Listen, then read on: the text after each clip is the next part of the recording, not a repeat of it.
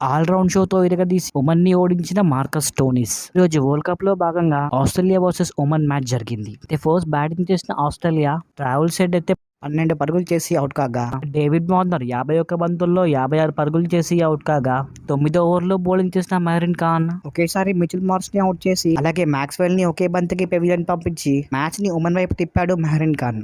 ఆ టైంలో స్టోనిస్ అయితే విధ్వంసం ఇన్నింగ్స్ ఆడాడు.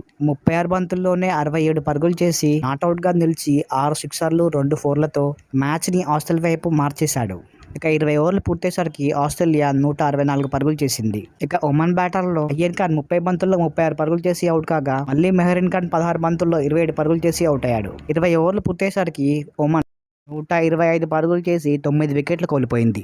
బ్యాట్ తోనే కాదు బాల్ తో కూడా శాసించాడు మార్కస్ స్టోనిస్. 3 ఓవర్లేసి 19 రన్లు ఇచ్చి 3 వికెట్లు తీసుకున్నాడు. Mitchell Starc, Nathan else, Adam Zampa తలా 2 వికెట్లు తీసుకున్నారు. ఆస్ట్రేలియా అయితే ఫస్ట్ మ్యాచ్